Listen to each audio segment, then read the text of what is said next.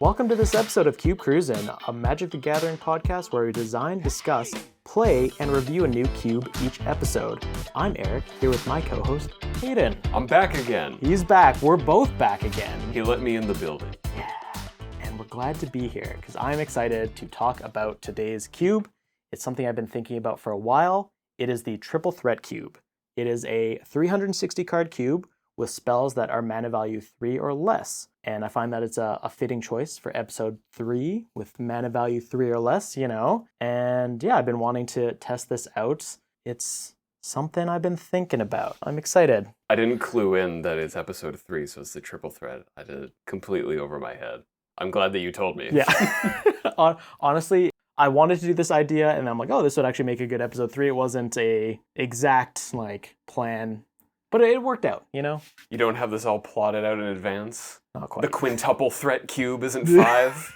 Spoilers. All right, well, let's get into it. Yeah, so starting off, like, why this cube? I know I've been thinking about this for a while, and it all started with a unique rule that I wanted to try out. I wanted to build a cube where you only had access to 3 basic lands for the entirety of the game, with a few exceptions. Basically what you do is you draft as normal, then while deck building, you'd select 3 basics as your land set, and your deck can only contain cards you drafted, and you begin each game with the starting hand of 4, and you can play any land from the land set. You can choose like 2 mountains and a forest, or you can take a swamp, a forest, or a plains, and that's kind of your land pool. So I wanted to really emphasize the mana value and the mana cost of each of the cards, and you got to be very deliberate with your drafting if you're going to be picking cards that have,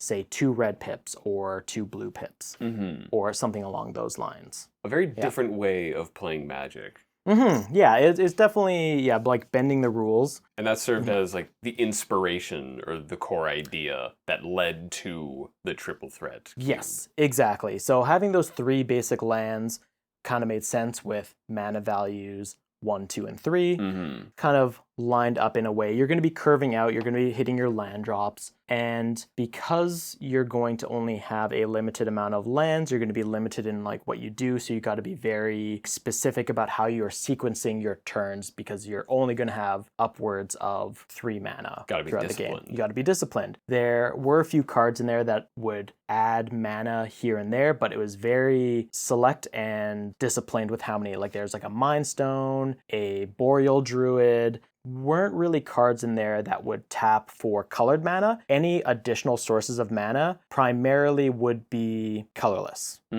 But there would be a few exceptions with things that could generate treasures, for example. So there are ways around it. There are ways around it. And I suppose in that environment, those become quite valuable as ways to break the mana restriction that everyone is playing with. Treasures and something like Chromatic Star or Colorless Ramp, or things that can fix your colors for double pips without the restriction of needing that in the 3 lands you choose, are quite valuable and you want them. Yeah, exactly. And it also allowed to do some pretty interesting things. One example was like, the modal double face lands, you can draft those, and then those are ways to get additional sources of lands. But then you can do interesting things by, say, maybe black only has access to that. So now black is able to kind of ramp in a sense or push into the 4 mana value territory, which is something that is a little bit different. Whereas like colors like green can add additional sources of colored mana. The other thing that I wanted to try with this, because I was doing the mana values 1, 2, and 3, was really focusing on the power and toughness for each of the costs. So trying to stay on rate, but playing around with cards that could go above or below rate, but for the most part being a 1/1 for 1 mana, a 2/2 for 2, 3/3 for 3, and you could also kind of like shift those numbers around where you could have a 3/1 for 2 or something like that. Yeah, but nothing supremely overcosted like a 4/4 for 3. With some exceptions, because you can then bend the rules and break the rules to shift some identity. So green can do things like they have spells that can go above rate. That was an interesting space to push spells at 3 mana value, you can have them like a 4/3, for example. You can then pull back on certain restrictions of maybe they are more vanilla, like they don't have so many abilities, like ETB abilities or triggered abilities or whatever, but you could just have a creature with a lot of beef. So after all of these rules and restrictions and constraints, I decided that this was a bit too much. It certainly is a lot. It is a large break from, as I said, the traditional 7-card hands, 40-card decks. You have lands and spells all in the one deck. It is a very different way to play Magic. And we have done things like it before, the 3-mana restriction being another layer on top. Yeah. And then after all of that, again, you said, little too much. Yeah. As a game designer by trade, I know when I start dipping into overcomplicating things, and this was certainly starting to feel like that. So when I was thinking about these things, it's like, okay, I've got to sit down with a group of people and explain to them, okay, so we're gonna, like, you only have these lands off to the side, and also there's 3 mana value, and it's like adding more barriers of entry to get people to come out and draft a cube. It's already hard enough with a regular cube. And now having all these additional gimmicks on top of it makes it a little bit more challenging. It's a harder sell. Yeah. Dropped a lot of those special rule of having the basic lands off to the side and no more restricted power toughness. Those things just kind of kept getting in the way and everything was a bit clunky. But in the end, I still ended up with a cube with the restriction of mana value 3 or less, and I think that alone as a constraint had a lot of space for creativity. And players now, with no more land limit with the special rule, I needed to make sure there was enough options that players could spend their mana throughout after turn 3. A lot of the focus of the cards and spells were things like kicker or adventure spells or creatures that have activated abilities with a mana cost, things like that, so that you're always having something to do with your land and you're not just playing out creatures and then your hand is empty and you're just kind of top decking, because that is not particularly interesting.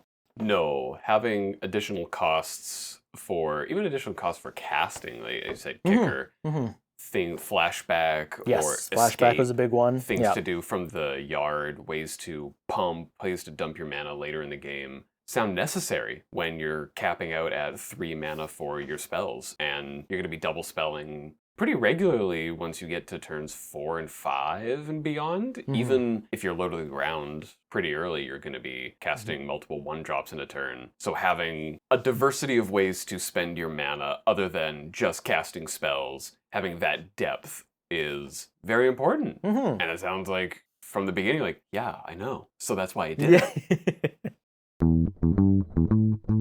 We'll get into the general construction, number breakdown. In terms of set limits, if I only reference a certain amount of sets, no. It was basically, I was looking at all available cards in Magic. It's a free-for-all. It was a free-for-all. However, I didn't go into power, didn't go into a lot of the really broken cards. I tried to set a certain limit of some cards like Oko and Lelia, and that echelon of power level. I was looking to avoid that area. The S tier of like the last 5 years. Yeah, there's definitely, I think, some power outliers in the cube still, but I wanted to avoid those go-to cards because I have another legacy cube that has a lot of those cards already, so I also wanted to do something a little bit different from that. Variety. Yeah, exactly. And the general number breakdown, so something that I've actually been really interested in the way that I like to build out the ratios for cubes now is looking at the distribution in a pack of 15 cards and building out the ratios for a cube from there. So it's something that Mystery Boosters did, which I love. It's a great draft set, but they did a thing where each of their booster packs had 2 of each monocolors and then a variety of the kind of multicolored land section. More heavily seeded than a traditional pack. And so for this one, I made it pretty heavily seeded in that each pack contains 2 of each monocolored, 3 of multicolored or colorless mixed together, and then the last 2 slots are lands. So that means the ratios they can also be maintained if you're playing with 6, 8, 3, 2, however many people. That's one thing I really like about that. It feels very scalable because you're always going to see the proper ratios. And what that ends up looking like in terms of numbers for a 360 cube is 48 for each of the monocolored, which is just over 13%. For multicolor, I push that a little bit more over colorless. So I have 50, which ends up being about just under 14%. The colorless, there's 22 cards, which is around 6%. And the lands is 48, again, just over 13%.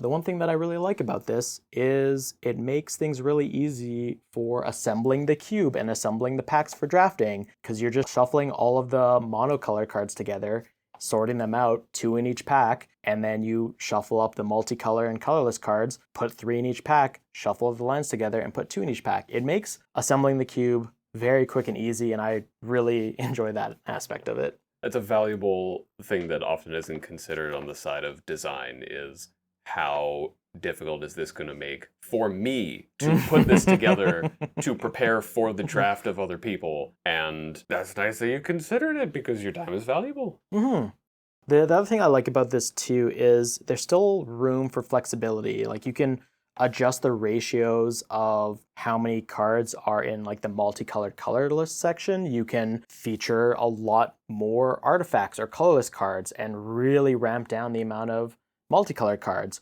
Or you could say instead of 2 lands per pack, you just get 1 land per pack. Or you can take the multicolored, colorless, and the lands, shuffle those all together, and then that ends up being your final 5 slots. There's a lot of room for flexibility using this structure, which I personally enjoy. Yeah, it sounds quite malleable to adjust for whatever someone is going for. It's a simple ratio of everything that you can then modulate. Yeah, and yeah, so for the lands, I find lands are very important for any cube. I wanted to go with a lower power mana base.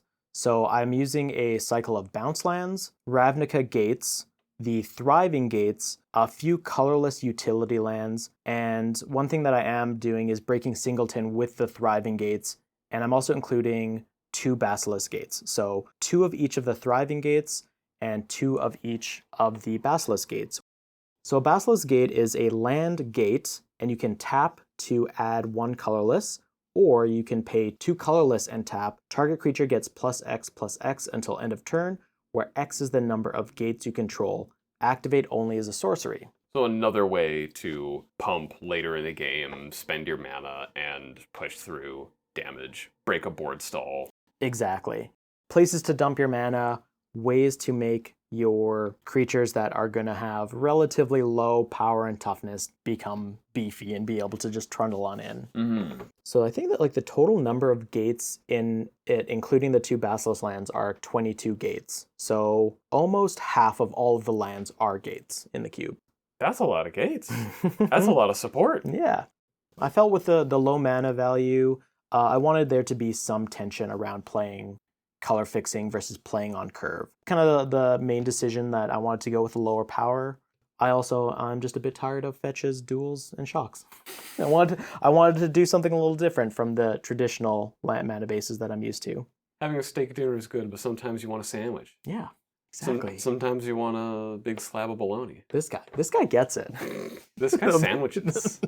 One of the most interesting things is hearing you talk about how you went about it, the color distribution, the decision for 3 mana, and the restrictions around that. Is I keep thinking like, oh, you can just curve out every game. Aggro will be so easy, but everyone is curving out every game. Yeah. That's going to change your land distribution, your total land count versus spells, and maybe gambling on going with fewer and fewer, seeing what you can get away with. Similar to how, you see 1-drop cubes exist, and that'll just completely throw off any learned knowledge of like, this is how many lands versus spells I have and what you value, and I see that being to a lesser degree than like a 1-drop cube, but still very present here in challenging assumptions on what's going to be worth it to like go down to, I don't know, is 12 lands insane? It could be, I don't know. That's something that we'll just have to find out in drafting and testing. Love it. Hell yeah. Playing more.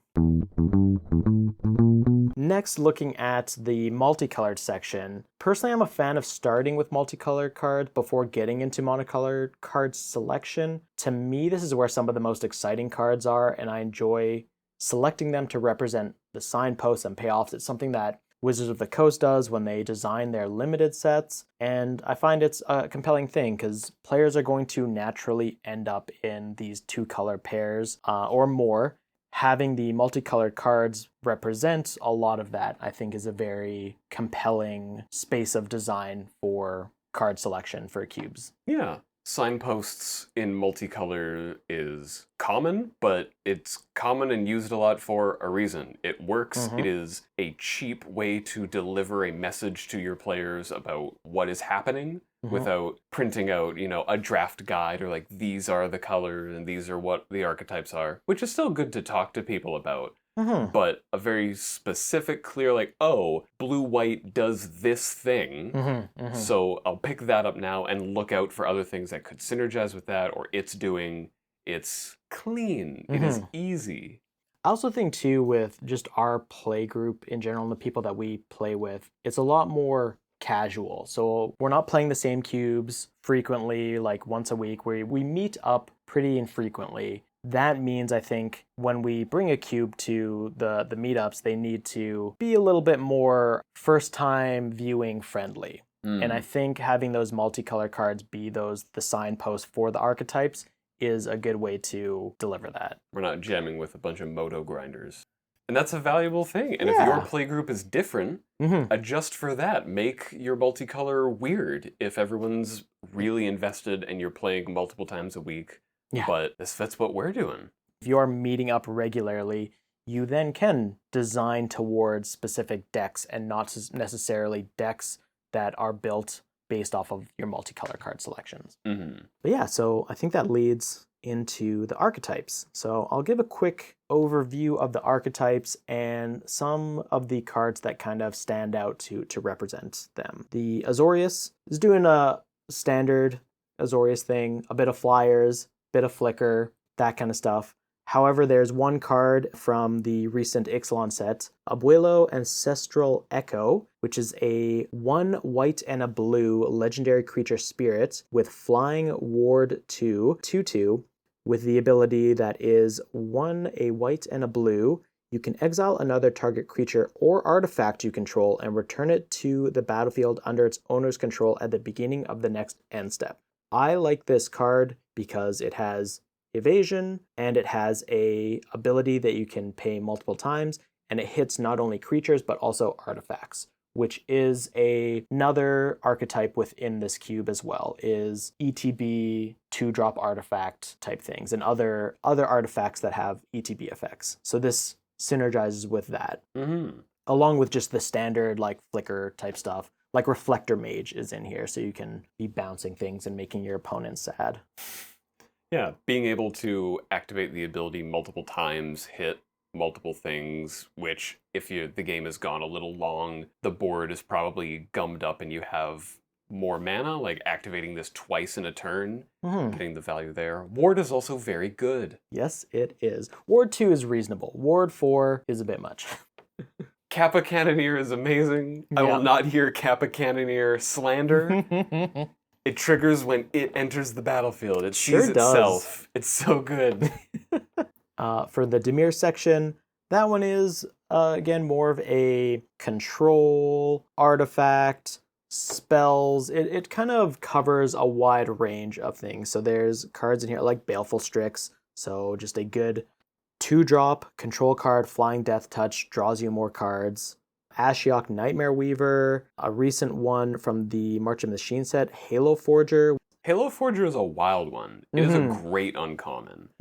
It's 1 blue and a black for a 3/1 creature fairy rogue with flying. Already excellent. When Halo Forger enters the battlefield, you may pay X. When you do, you may cast target instant or sorcery card with mana value X from a graveyard without paying its cost.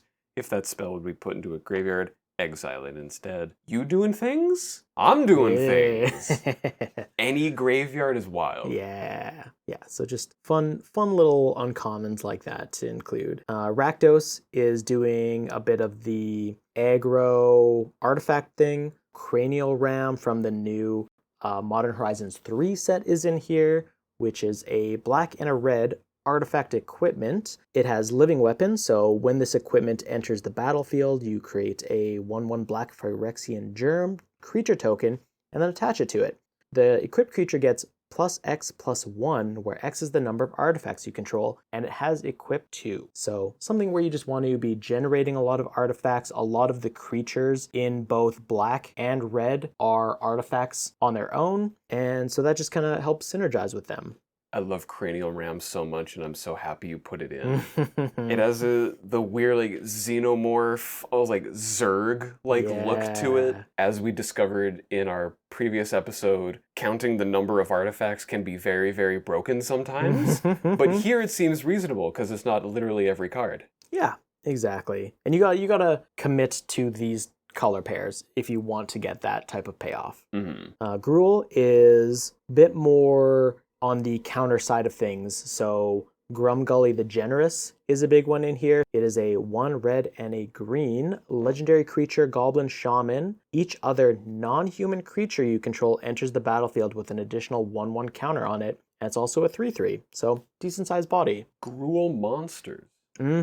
Exactly. So it's doing a bit of that. Selesnya also has a bit of overlap with Gruul in that it's also doing a bit of counter things, but it's applying more counters through enchantments. So it also has a bit of an enchantress archetype to it. Kind of key card for this is Silthis? Slithis? Help.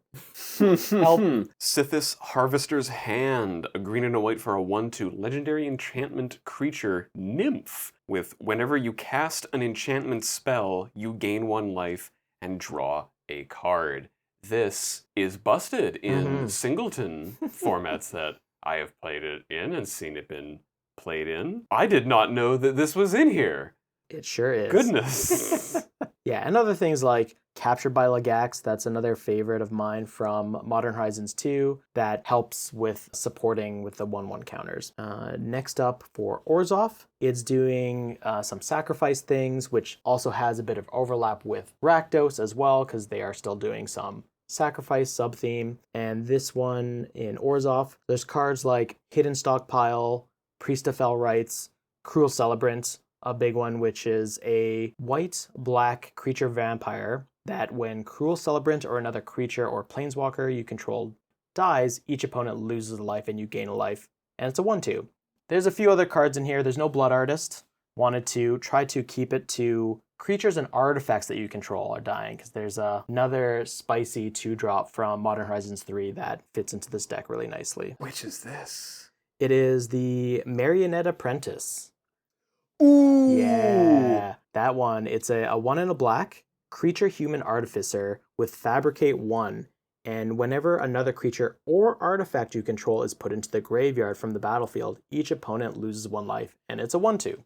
Big fan of Marionette Master. Big fan seeing this here. Yeah. And again, this is kind of the card that kind of bridge the Rakdos deck and the Orzhov deck, where you are making artifacts, and those artifacts are likely to be sacrificed if they're treasures or die. And same thing with like Orzhov, you've got a lot of creatures and they're going to be sacrificed and you want to drain your opponent. Yeah, a crossover between archetypes is a good thing. Make them fight for it. Yeah. Izzet is doing some non-creature spell things, so a lot of cards with prowess, which also kind of synergizes with equipment that can fit into these decks to trigger the various effects. A card that I'm trying out in this one that I haven't seen a lot of play from the recent Ixalan set is Saheeli, the Sun's Brilliance, which is a blue and a red legendary creature human artificer that with the ability 1 blue and 1 red, tap, create a token that's a copy of another target creature or artifact you control, except it's an artifact in addition to its other types. It gains haste. Sacrifice at the beginning of the next end step. And it's a 2/2. a little bit of copy your creatures, copy your artifact type effect. Yeah. I can see why specifically this card hasn't seen a lot of play because it is not absolutely busted. It being a tap ability, so it just comes down as a bear. It isn't going to do anything on the turn that happens. It only targets creatures or artifacts you control, which is a little limiting there. You lose it at the end of turn, but if you want to be doing sack things, like in Rakdos, if you want to be getting a little bigger, like maybe in green, you can be pushing that. There are different ways that you can play this. I can see the splashing for this in Gruul and going to town with like something with like Trample Haste, like just get them. Yeah, absolutely. Next up is Golgari, which is doing some graveyard things, which I'm really excited about this cube because there's a lot of cards out there that are very efficient to cast and let you return creatures or artifacts with mana value 3 or less from your graveyard to the battlefield. Unearth being a prime example of that. Recommission as well in white. That was kind of the area that I was aiming for with Golgari, is a lot of graveyard things, ways to mill into your graveyard and things to get cards back from your graveyard. I noticed that looking through more of these cards is that there's a slew of cards that only affect 3 mana value and less creatures or artifacts or spells or whatnot, and they are cheaper because of course they are. They target a more limited number of things, but that is not relevant here. They are just those effects for cheaper. I like it. I'm big into it. Yeah, no, that was another reason why I liked sticking to that mana value 3 or less restriction, is because there is a fair amount of density of cards that care about that range of mana value.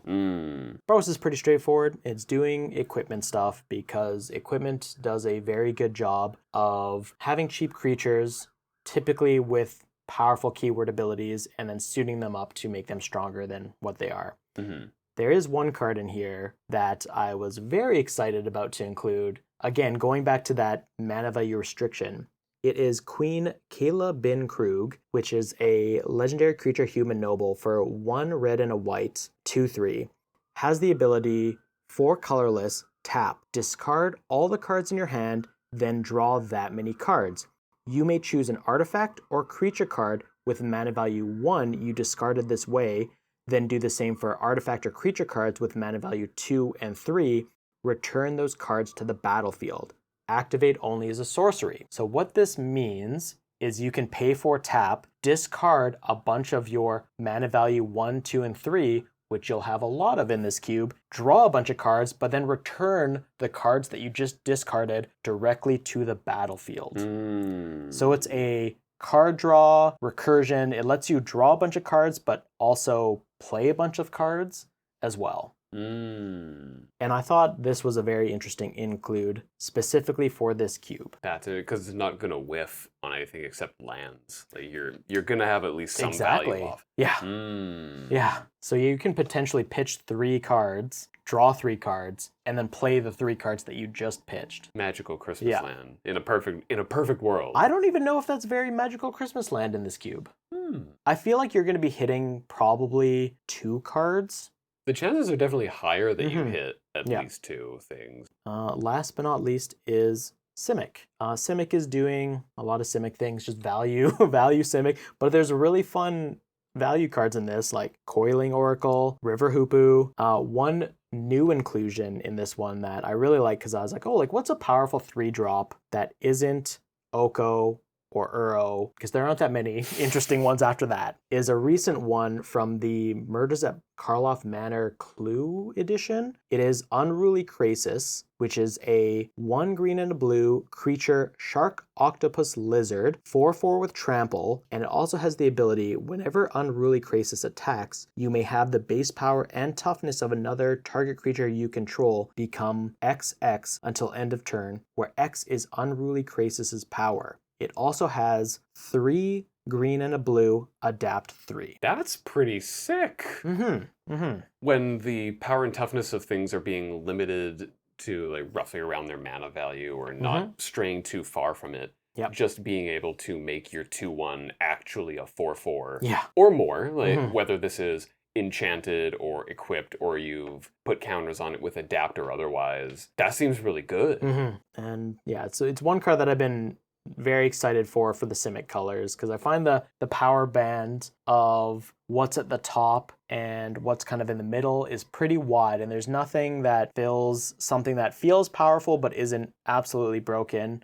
But I feel like this is a card that kind of fills that role. Yeah. Simic for a long time in Cube was middling, and people were begging, praying on their hands and knees at the foot of their bed every night for good Simic cards. And then Hydroid Krasis came out, and then Oko very quickly replaced it, and Simic has been quite powerful ever since. But you are exactly right. The tippy top of, again, Oko and Hydroid Krasis and the middle of the pack, there is a gap there. It is a power gap, one could say. And it seems Unruly Krasis slots into that and fills out that middle bit of still being powerful and cool and good. And it's interesting. It's asking something of you, but it sounds like that's filling more of the space you're looking for. I'm glad you mentioned Hydroid Krasis, because that was something that I was considering, especially because it has an X spell, which you're going to have a lot of excess mana. You want to be able to dump that mana into something. I did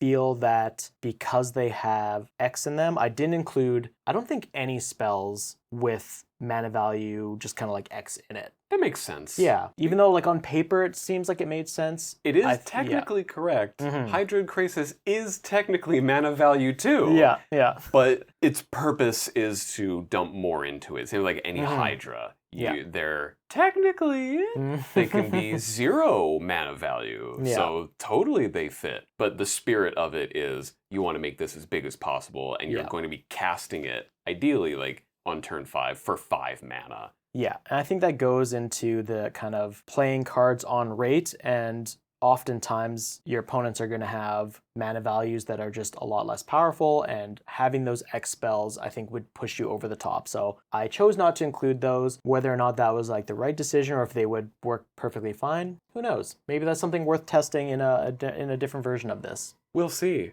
I think having green, like by the end of this, it would be interesting if green received a little Hydra package. Like, here's a little thing. You really want to devote yourself to this?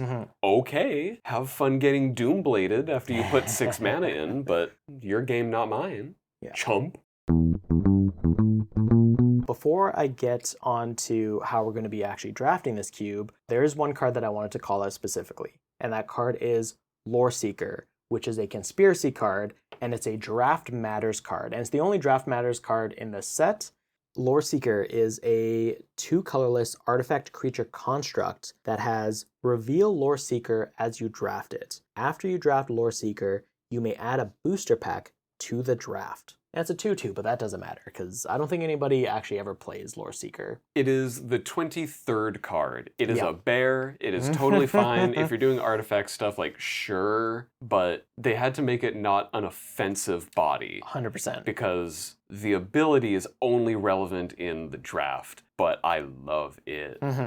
I specifically made a spice pack that is to be opened when Lore Seeker is drafted. I'm not going to talk about it now, but I hope somebody opens it up during the draft. It's all Planeswalker. It's all Planeswalkers. No, actually, there are Planeswalkers in here, and I'm quite happy with the Planeswalkers in here because they do, in their monocolored cards, they all have double pip ones.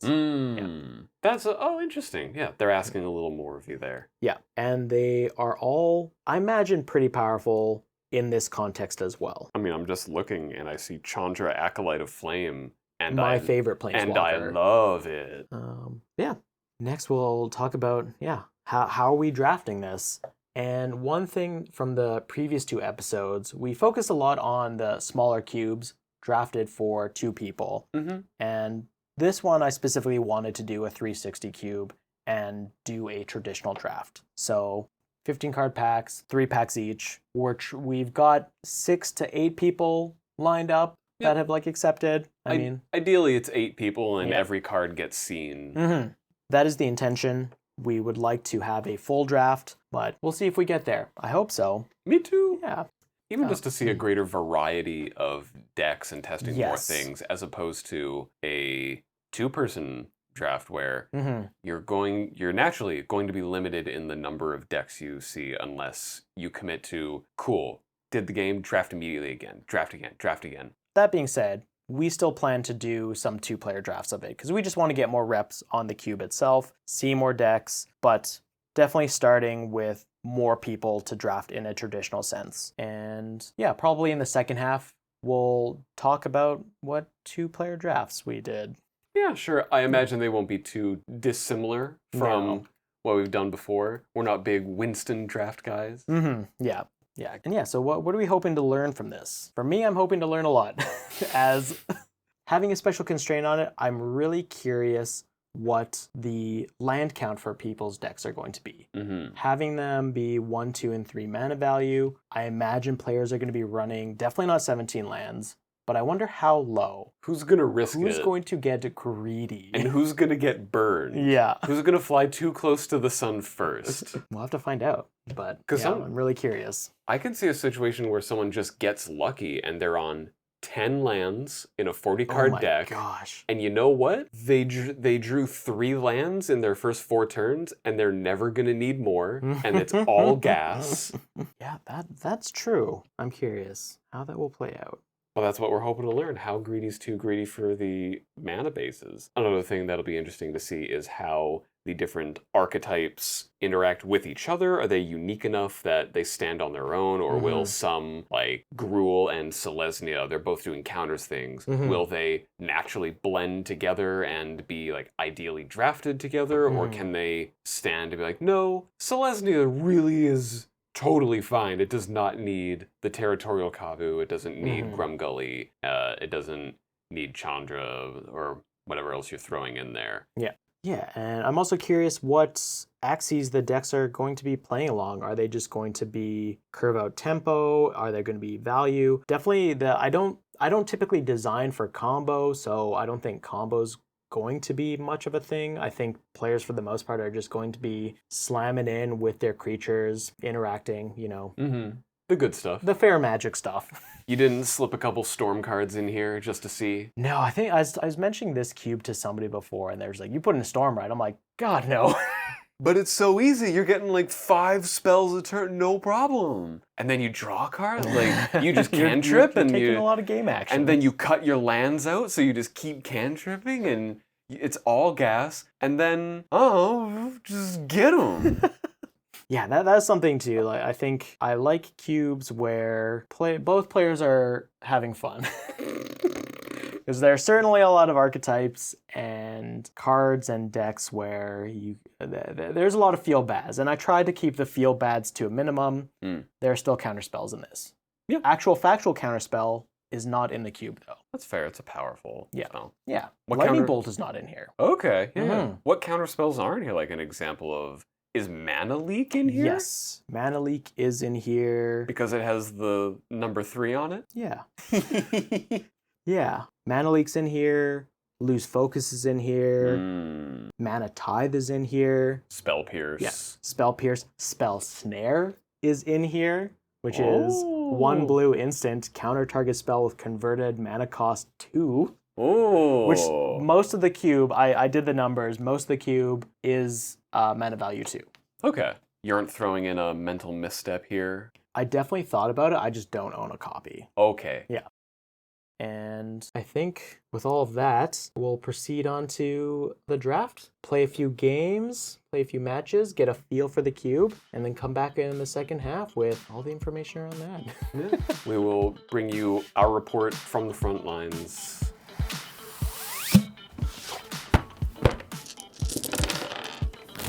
Good luck, have fun. You as well. Let's start off with the Thoughtseize. What? Move to combat. Yep. Cards in hand? 4. Oh, that's so many. No, that's game. These cards are sweet. This cube rules. All right, so we're back from doing a few drafts, and it was pretty fun. They were good. They were good. Yeah. I was correct in my estimation that the land count would be lower. I was surprised I felt like I was the person most aggressively cutting lands. We went down to 12 12. for the first draft we did, which we may as well start talking about. Yeah, so the first draft, we wanted to do this one, like we're saying in the first part, something that wasn't just a 2-player draft, something with more people. We were aiming to do a 6-person draft. One person unfortunately couldn't make it, as is meeting up with people to play games in your adult life. But it was still fun. We played with 5 people, and we did make a few rule adjustments. So we drafted 4 packs of 12 using seeded packs of the 15. So after opening up a pack, we would shuffle it, burn 3, and then go through and draft it. The spicy pack that I was talking about, Lore Seeker, did make an appearance, and I was really excited about that. What was in that pack were 12 cards, 1 gold card for each of the tricolor combinations, and 2 colorless cards. They were all 4 mana value. So that was kind of the spicy, like, fabled figures within the world. Butcher of the Horde, my beloved. Yeah.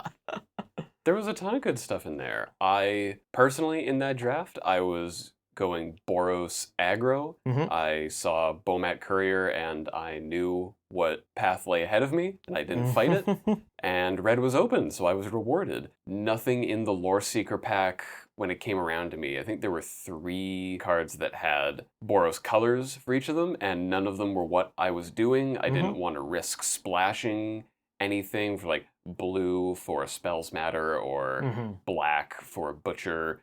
I just wanted to stay on my game, keep my curve low, and keep my land count at 12. Yeah, for sure. But it's cool because there were 3 out of the 5 decks did end up using cards from the Lore Seeker pack, and it was pretty good. So I'll just go quickly over what decks were drafted. I was on a Dirty Simic deck, which was all about like 1/1 counters, mostly blue-green, splashing a little bit of black.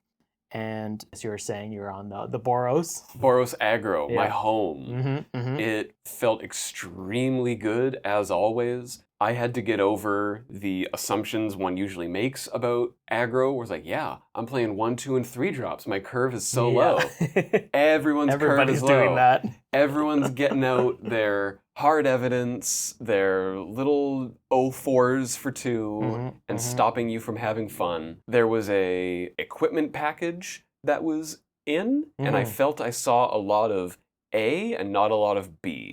I felt there were a ton of supporters and things that looked at equipment and cared about it, and not a ton of, at least what I saw, actual equipment that I wanted to take and be playing other than the tippy top of like, yeah, I'm in aggro, I'll take Bone Splitter, yeah, of course. Absolutely. Yeah, and I'll definitely touch on that once we get to the what changes were made section of it, because I made some adjustments in that area. Some of the other decks that were drafted, one of our friends put together a Dimir recursion with like artifacts and sack theme, and it was really interesting to see that come together. Another person was on a Abzan sack graveyard recursion. I didn't quite play against them, so I know Hayden, that was your first round match. It turned up. It put in good work. And the final deck was a Spicy Selesnya, so white-green splashing a bit of red, and it was doing an Enchantress modified theme.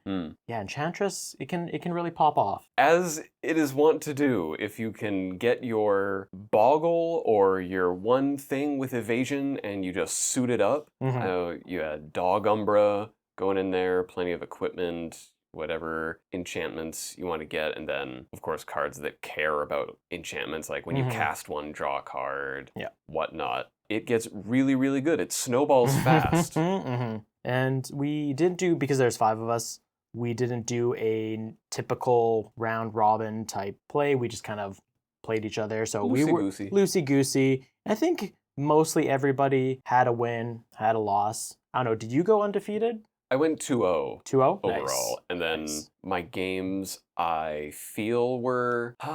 they were competitive games. I didn't just steamroll all the time, which was good. You like to see it. You like to interact with your opponent. It's fun. Unless you don't, which, you enjoy your games, I enjoy mine.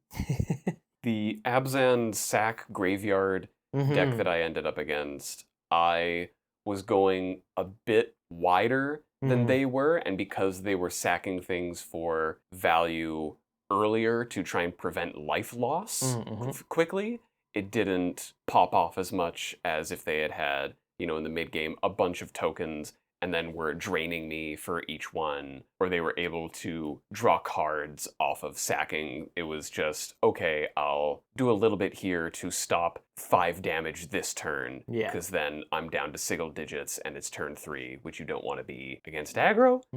And I felt I just countered it well enough. I was able to go under despite everyone being 3 and under.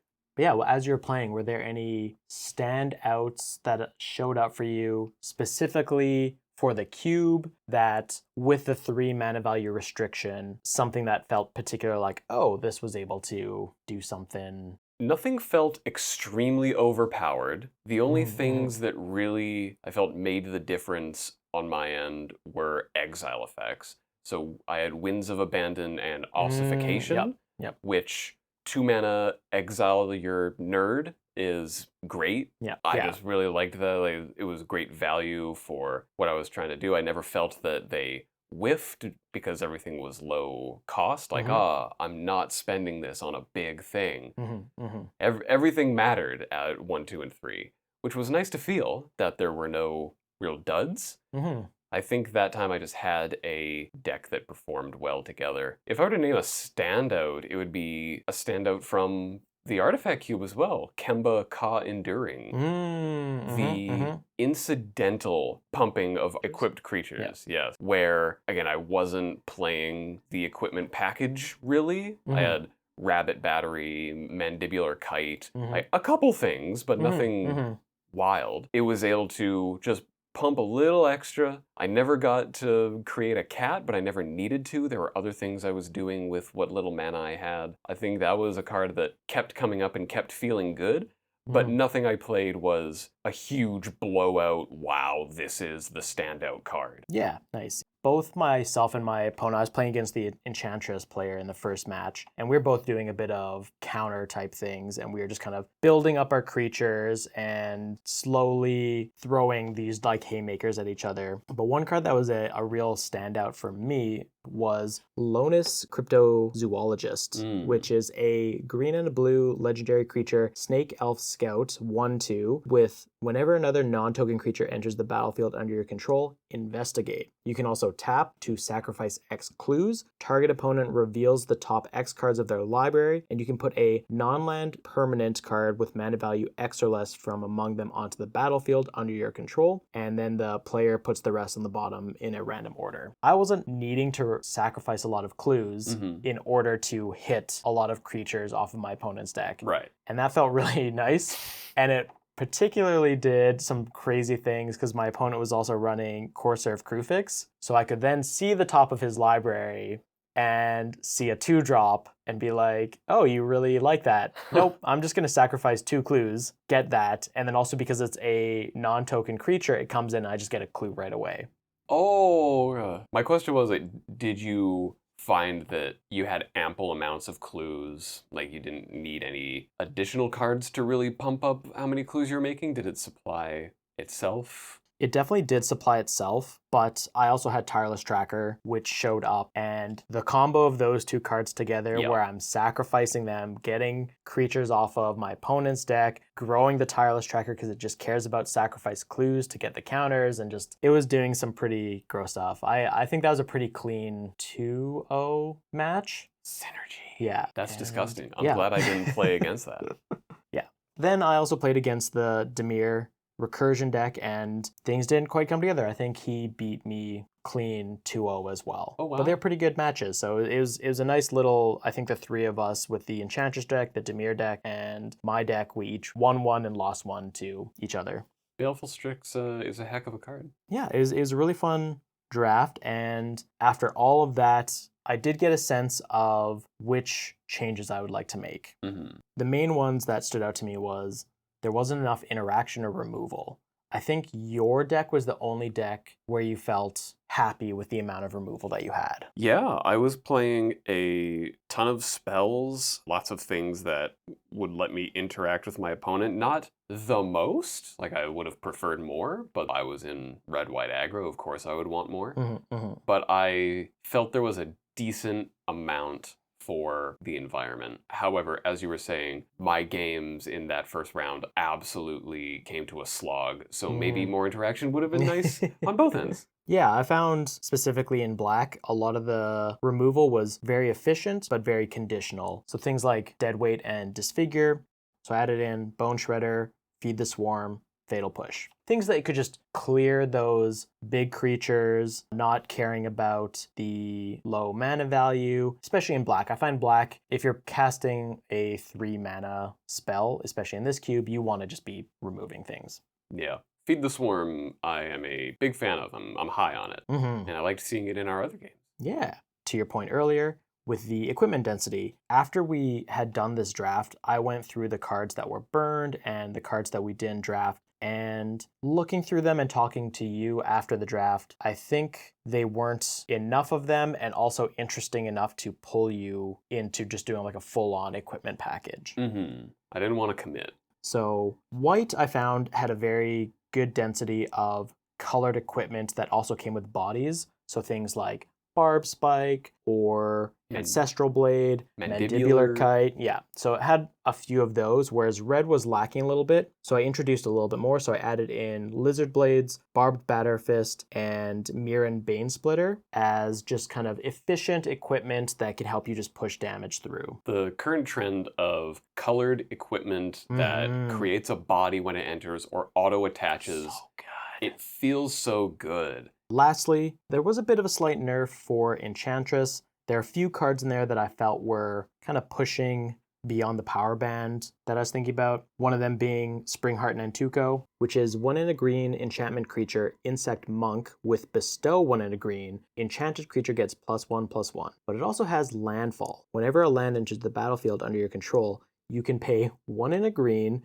if Springheart Nantuko is attached to a creature you control. If you do, create a token that's a copy of that creature.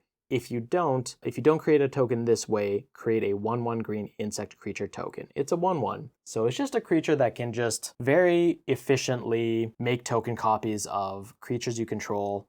But also if it just falls off or if you don't have the mana, you also just make a 1/1 green insect, which gums up the board, which is something that trying to reduce that in little areas as we can. So swap that out for a Weaver of Harmony. The next one was Glyph Elemental. Oh, is this the elemental I'm thinking of? 1 in a white? Yes, 1 in a white. I hate it. Creature, yeah, Elemental. Bestow 1 in a white. Also with landfall, whenever a land enters the battlefield under your control, put a 1/1 counter on Glyph Elemental. Enchanted creature gets +1/+1 for each 1/1 counter on Glyph Elemental. It's also a 2/2, so you bestow it to grow the thing that it's attached to, and when you eventually build up the resources to kill that thing, surprise, you now have just a big vanilla creature ready to go. It's quite good and difficult to remove. Yes.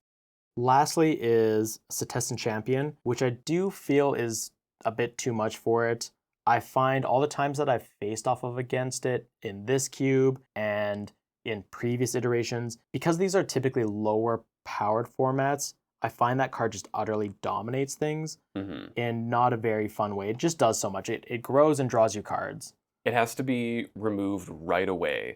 And that is not a bad thing for a card to need. Some cards are going to present more threatening situations than others, but the conditions for you to be up after playing it are so minimal. You need to do so little for such big advantage that even if it's answered right away, you feel good about it. It's like, cool, I got 1 hit off it, absolutely worth it. And if it's left unanswered, it gets just stupid big. Yeah, exactly. And I was able to swap it for Kodama of the West Tree, which is a 2 in a green legendary creature spirit with reach, and modified creatures you control have trample, and whenever a modified creature you control deals combat damage to a player, search your library for a basic land card and put it onto the battlefield tapped, then shuffle, and it's a 3/3. And I felt that one still fit with the Enchantress theme. Absolutely. But it also works with modified. I love modified as a keyword. Yes. Yeah, so that was mainly the core changes. There are a handful of other changes here and there where I'm like, oh, these cards were a bit like they weren't quite within the power band. They were a bit too low. And again, just kind of these were cards that were cut to bring in a little bit more interaction and removal. And after that 5-player draft, we did a couple 2-player drafts just to get in a few more reps on the cube. Again, it's challenging to get large groups of people together. Adults are busy. Adults are busy. Yeah. But we're not busy, and we get to meet up and play. It's easier to organize 2 people than 5 or 6. You're right. That's a better way to put it. Yeah. I think we ended up with some pretty fun decks between us. Yeah, I think so too. So for the 2 drafts that we did a 2-player pancake draft. I won't cover it in detail. I'll share a link with how to do a pancake draft. But in general, you're making smaller packs of cards. You're looking at them. It's all closed information. You're burning some cards. You're passing it over. And there's steps in how many cards you burn and pass and take. But it's trying to emulate closer to a traditional draft, which is something that I wanted to aim for this cube. And I think Pancake does a pretty good job out of that for all the 2-player formats. Yeah, because you're burning cards, simulating other people taking them. And it's a fun little draft game with your opponent. Like, ooh, what are they on? What can I burn? What can I fake signal to them that I'm on so they pass me back what I need? It's a fun little mind game. Yeah, highly recommended. First draft that we did, I ended up on a Dimir Recursion artifact sack sub-theme type deck. It was pretty good. It was good. It was really fun. And then I ended up, as I said before, with Selesnya. I felt more Selesnya counters than Enchantress, but they bleed into each other. You're going to be taking a bit of one, a bit of the other. I was really going in on counters. Basri Ket is a fun planeswalker for 1/1 counters. Ossification showed up again. Great removal. I had plenty of proliferate triggers. Yeah. I drafted blue as well. Blue to have a little bit more counters proliferate, but I decided it would be cleaner to just stick with 2 colors, not dilute myself too much. It didn't work out for me, but I stand by the decision. Yeah, they were pretty good games. I ended up winning that best of 3 2-1, and they were pretty close. They were good back and forths. You had pretty good matches in 1 and 3. And game 2, I was just able to counters here, get this. I ulted Basri Ket and was just putting counters and dorks down return. Yeah. And felt really good to pop off once. But I think that was the only game that was dominated by a player. The others were slower. You were playing a more grindy Dimir deck, so that's natural. Me getting maybe 7 creatures out and then getting damnationed hurt, but oh yes, I've been gotten with damnation before by you, and I got Salty Johns. Do you want to, I guess, clarify? It was Dam with the overload cost for Wrath of God, which I was able to cast off of 2 treasures to get the white, because I had no white sources in the deck otherwise, and I was playing it just for the Dam single interaction, but the board was just covered. Yeah, it was perfect for me just to, let's just clear this all up, fill the graveyard, slam down a creature that cares about how many creatures are in my graveyard. And wipe the floor. it was a good time. Yeah. For one of us. Yeah, I'm glad you had fun. I'm really happy about that. As I said, You're a good friend. I got my 1 game in. Yeah. I popped off once. I could get damnation. I could get wrathed by Dam in a deck not playing any white sources except the treasures. You gotta look out for these things, people. Yeah. You never know.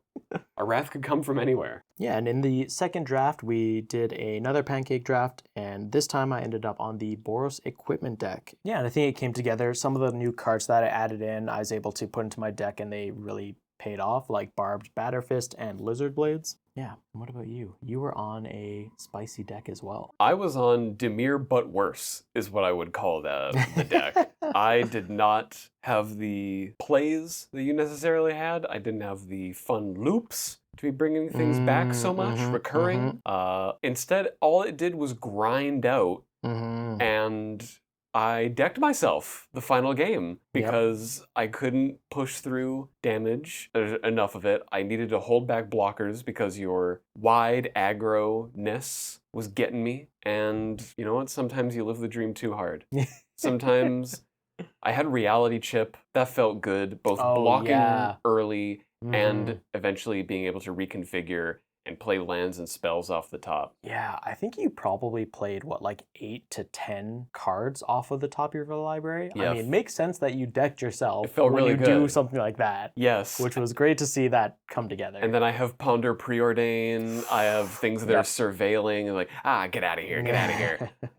The trick is to have things that will push through damage and win the game and not get everything exiled and have your thing that cares about how big graveyards are be looking at 2 empty graveyards.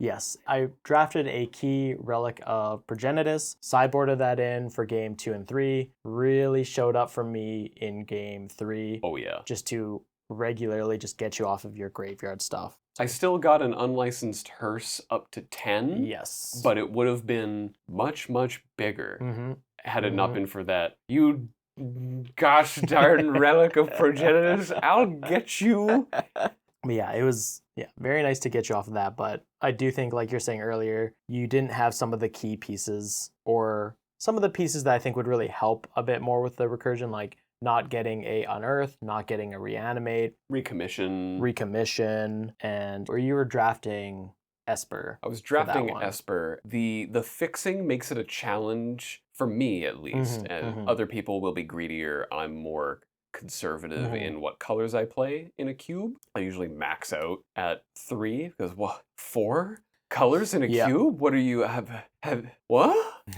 So I limited myself to 2 colors and felt all right about it, especially because it allowed me to run fewer lands, which I prioritized more. But it didn't win me the games. So maybe I have to take another look at that. Yeah, it's very interesting because you're shaving off so many lands because you're playing such a low curve, but at the same time, that's also affecting your fixing. Also, the fixing in the cube is slow. Yes. Yeah. Pretty much all the non-basics will be entering tapped. So that really makes it a bit tougher to go into 3 colors, which I'm okay with, personally. Yeah, I don't want players just grabbing 5 color good stuff. I want there to be a intentional decision about, do you have enough support to get greedy, or do you just YOLO and play a 5 color deck with all basics? 12 lands. I mean, 12 is a fine number. Here with this Dimir deck, I was playing 14, and that felt like a totally fine amount, especially with the ability. With how much I was scrying and drawing some additional cards, surveilling, it fit the deck I was running. Nice. And I'd do it again. Hell yeah. How did we like the cube? I thought it was fun. It was a fun break from a more traditional style of Magic where we've limited colors for the previous ones or what card type has been played, but deck construction is mostly the same. Number of lands, you hit your curve. And this was something else. This asked something different of you, to look at it in a different way. Your curve is, I felt, almost irrelevant because you're naturally going to be picking up things that are 1, 2, and 3, unless you are specifically saying, I am only going to take 3 drops and no one else gets a 3 drop. Yeah. But to my knowledge, no one drafted it like that. It was interesting. I had a fun time, and this feels like a project that you could totally keep on and refine and just sort of keep in a box as like, I'll just whip out this cube. We got 8 people. Let's do a full draft of this. And it'll be a good time. Tickles the brain. I've definitely felt that as well. It's interesting, as you're mentioning, the curve. I found in a lot of the games, it wasn't everybody's playing turn 1, turn 2, turn 3. There were quite a few games that I played where people still didn't do something on turn 1. Yeah. And I think that was good. It was nice. I felt the decks were still low to the ground, but not everybody was just curving out all the time. Overall, had a really good time with this cube. It was really, really fun, not only as a designer, but as a player. I really like playing decks with low mana value, getting to play on curve when that works out, multi-spelling, efficient plays. Just feels good. I enjoy that quite a bit. And yeah, like you said, I think this would be something that I would like to just kind of keep in my back pocket, bring out every so often. There's a version of this, though, that I would like to potentially just have assembled and ready to go that is a peasant version of this cube. It was also engaging to think about. I just keep coming back to the land count. It was Mm-hmm. the biggest change for me from a traditional draft. And thinking for, some decks like the Boros aggro deck, I'm not spending a lot of mana later in the game. Maybe I'll move around equipment once or twice, but I wasn't kicking much. There was not many effects from the graveyard in that deck. So I was able to keep my land count low as well because I didn't need that mana later on. I could just get 4 lands and never need to look at another. We're good. Yeah. We can keep pressuring them. Whereas this Dimir deck that I just played absolutely had things it was asking of you to spend mana later on, reconfiguring, casting things from the graveyard, and that felt like a different sort of thing. This felt like a vacation from normal Magic, and vacations are fun. Oh, nice. Yeah, that's great. Yeah, I felt very similarly. I didn't quite push into cutting the lands as much as you did. I was still, I think, for the most part, going down to 15. Maybe in game 2 or 3 of some of the matches, I'm like, well, I'm just gonna swap out this forest and put in a Relic of Progenitus or something. You can do a little sideboarding. Yeah. Maybe if your opponent's doing graveyard stuff, you bring in graveyard hate, like you do. I would have preferred if you didn't, but... So yeah, what did we learn from this? So one of the things that we were talking about in the first half is there enough density of cards that provide more than their face value to keep games engaging when the spells cap out at mana value 3? And for pretty much all of my games, I felt like I was able to do something with my mana. Even when I had excess amounts of mana, I could flashback cards from the graveyard, I could move this equipment around. I felt like there was enough for me to do, and I wasn't really just kind of sitting back. Anytime that I was sitting back on spells is trying to play around something, like, oh, I don't want this to get countered. I felt it could have used even more cards that have kicker or additional costs for later in the game, something from the graveyard. I think you can really leverage that in an environment where you're keeping the curve so low that not just to have things to do later in the game, but to present options of, like, I still have 3 cards in my hand, but there are 2 things in my bin that are going to do something. Yeah. So do I want to cast one of them from my bin and kick this spell? Do I want to cast both from my hand, just presenting more choices like that and allowing those to be different from game to game depending on your opponent and what they're on? Yeah, I think that type of stuff, especially for a cube like this, you can't have too much of that. I think you can always add in more, and that's definitely something to consider. Next up, were the archetypes different and unique enough, or were they just different shades of the same thing? I thought that there was certainly overlap between decks, but I thought there were many cards for each of the decks to make them feel unique. So in the 5-player draft, I was playing the Simic counter deck, facing off against the Enchantress deck, and we were both doing some +1/+1 counter things, but we were doing them in different ways. And I think generic archetypes like counters have a lot of flexibility for you to do different things, but the payoff ends up being the same. Yeah, no, I agree. I don't feel I have too much to add in this regard. They, modified, there wasn't a ton that cared about modified specifically, so it didn't feel like, oh, I'll just take these modified payoffs and then literally anything that will cause that. It was more focused on counters, on Enchantress, on equipment, and 1 or 2 things that care about modified are totally fine. Like Kodama of the West Tree felt like a really exciting pick, but it doesn't just become a soup, like play these 3 colors, literally anything that has this effect, go for it, which was nice. I was surprised at the variance in Dimir archetypes, being artifact focused or more graveyard focused, or like me, no focus, or I was happy to see that within that one pair, and pretty strictly blue-black, both decks did different things, and there weren't many changes between the larger draft and our 2-player drafts that would affect that. It was all player choice and what cards were in the pool and what came around.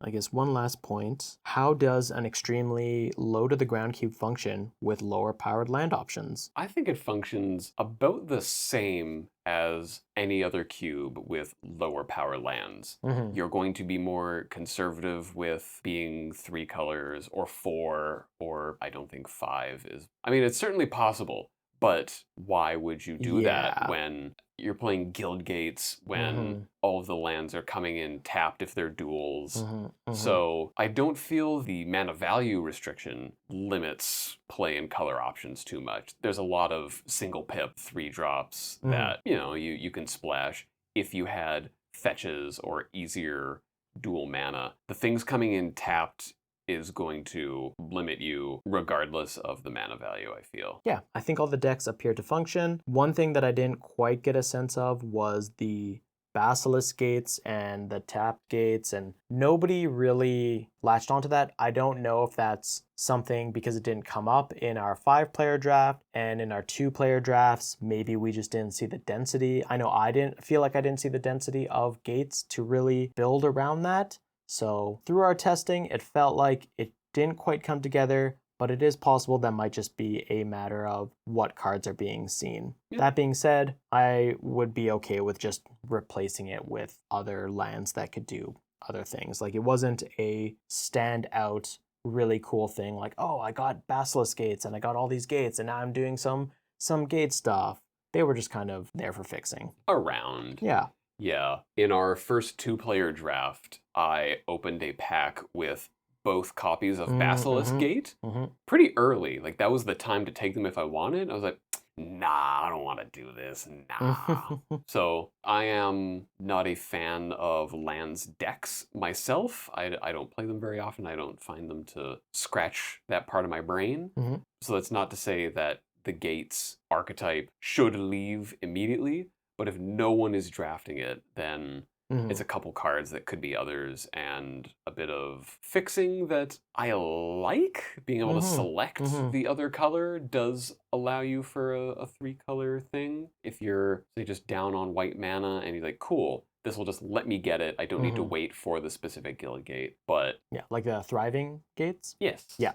Yeah, I thought those were great. I really like the thriving gates. 9 times out of 10, I was playing it for the second color and not for my splash color, but having that option available felt really nice. Cool. Well, before we wrap it up, did you have anything else to talk about the cube? Any other final thoughts? Final thoughts on this cube, on this triple threat cube. You did a good job. Oh, thanks, man. Yay. It was a good time. Playing Magic is fun. Being asked to play Magic in a slightly different way was interesting. Not all of them are, but this one was. So I was happy to see that, and I would play it again. I'm glad that I didn't stick to that unique rule that changed things a little bit too much. I think having that mana value restriction changed the draft enough, but it didn't get in the way of anything. It didn't really get in the way of deck building. It just added a unique twist to it. It didn't get in the way of drafting. It added a unique twist to it. Same thing with all the matches. Everybody was playing cards. Nobody flooded out and didn't play anything until turn 5 because you could just pretty much always play your hand. Overall, really enjoyed it. Like I said, I would like to keep this in my back pocket and possibly do a peasant version of it. With that wrapped up, Peek at the Week! Where we talk about something that is non-related to Magic. What do you got? I got the Curating channel. Ooh, heck yeah. Curating is an American company that focuses a lot on art house film and restoring a lot of old films. Their distribution and production company, Janus, does a lot of 4K restorations of things, or we were able to find this print of this old thing in some Norwegian attic and restored it from that. And they work a lot on film preservation. Curating channel is their streaming service. Oh, cool. So for the most part, anything they have distributed themselves is on there because they own the rights to it. So yeah, they just put it Oh, up. yeah. So there's a ton of Kurosawa movies on there. There are a lot of films that are of like the 50s. There's a lot of noir. There's a lot of foreign art house films that they are the distributors for North America or for English-speaking regions. And then every month they take focus on like, here's a certain director we want to focus on. Here's a Oh, that's neat. subgenre we want to focus on. And they get films onto their service for a couple months. If it's like Raging Bull, they'll do it for 2 months, but some are longer. So they had a collection of Michelle Yeoh Kicks Ass, and it's her... Ooh, that does sound like it kicks ass. It is! It's all of her Hong Kong action movies before she briefly retired and then came back.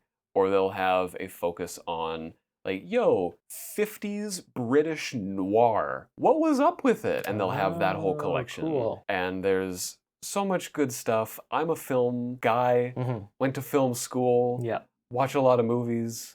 Letterboxd is fun.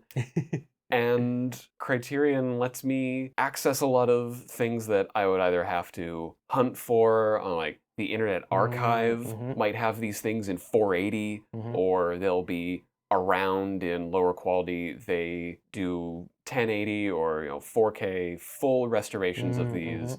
Just beautiful films. I saw Sunset Boulevard for the first time, and cool. I was floored by the performances. They feel still very modern for a film that came out in the 50s, but they're such strong performances. Like, this is not the sort of like, oh, but my husband, how could I ever, like, do you love me? Like, sort of the caricatures you imagine of 50s. They're subtle and raw and timeless. Sunset Boulevard rules. Watch it. Oh, that's cool. I have not seen it. Yeah. And I should check it out based off of your recommendation. Yeah. It also feels good because they are the service. They do the work and they have their streaming service. It's a way to support them as opposed to, what does Netflix have this month? What is Paramount Plus? What is Disney Plus? Is this streaming in Canada anymore? It was last month. Where is it now? And trying to play that game of like, find Jurassic Park.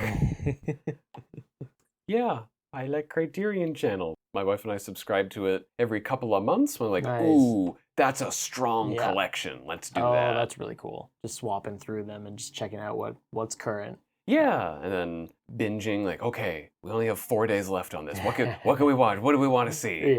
Yeah. It's a ton of fun. I like it a lot.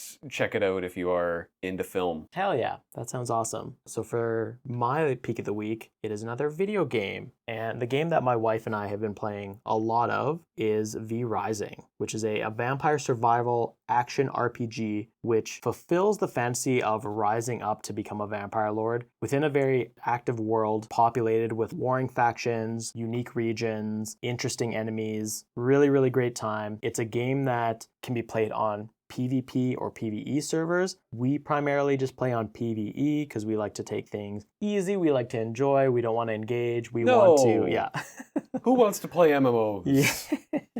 Exactly. Except millions of people. And yeah, there's so many things about this game that I love. I believe that Stunlock Studios has done things incredibly well to foster such a wonderful game experience. And there's such a wide variety of weapons and spells you can use to engage with the many unique and challenging bosses that they have. I think I was counting them all. There's around 53 to 56 bosses in there. I can't remember the exact number. That's a healthy amount. Yeah, healthy amount. And it's really cool because they've done such a good job to make them all feel unique and engaging. They've got like a gimmick to them. And it's really cool because The studio, their previous game was called Battle Right, which is a PvP isometric arena battler.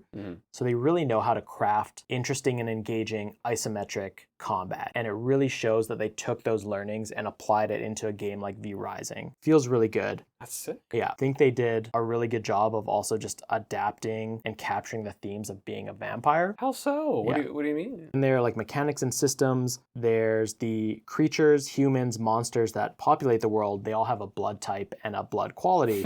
So when a target's HP is low enough, you can latch onto them and bite them, and you can choose to either just execute them right away, which is also very satisfying in combat, or you can choose to let it go through and you'll drink their blood. And then you'll take on their blood type, which allows and provides specific bonuses that can change, say, like move speed or crit chance or heal when you land a primary attack, things like that. And then the quality of the blood increases the amount of bonuses that you get. So it feels very thematic, it feels mechanically satisfying, and it's just like a really tight system. Yeah, their day-night cycle also feels really satisfying, where it doesn't get in the way. Obviously, you're a vampire, you can't stand in the sun, but they built the world in such a way that you're able to bounce between shadows and not take sun damage. Because the nice thing is you don't step into the sun and you're immediately taking damage. There's a build-up where you start sizzling at a certain point, maybe like 5 seconds or something. You just start taking burn damage at a very rapid rate, so you want to get in cover very quickly. But for the most part, it's very forgiving, which is very satisfying. Like, you can run around during daytime and mostly be comfortable, unless you get caught in some like combat or something like that. Daywalker.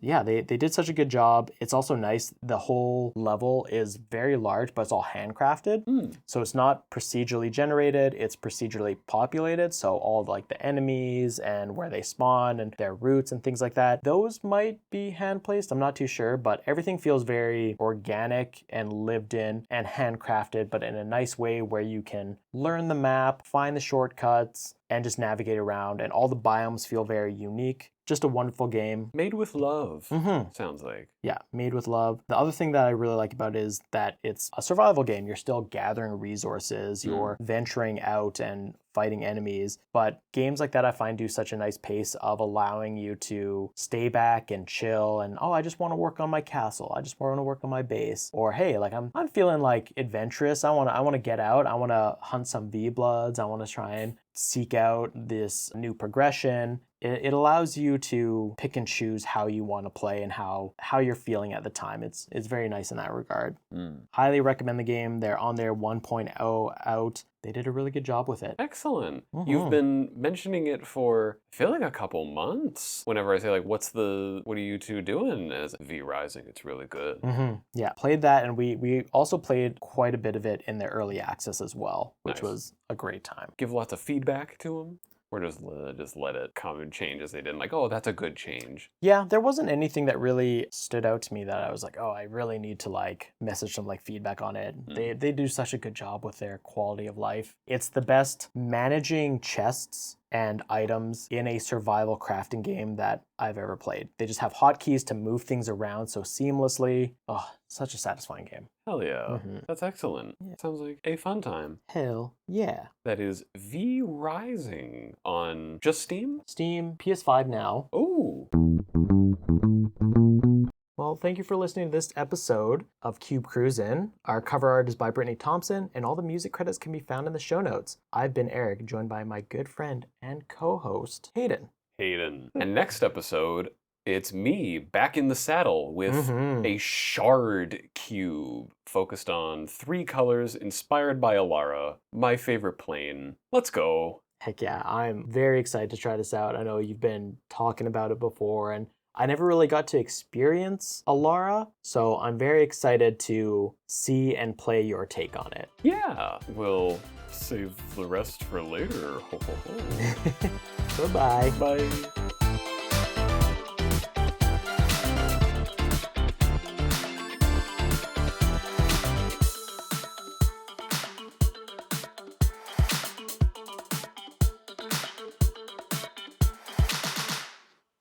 So when you said if I were King Kong, I would snap the train, what did you mean by that?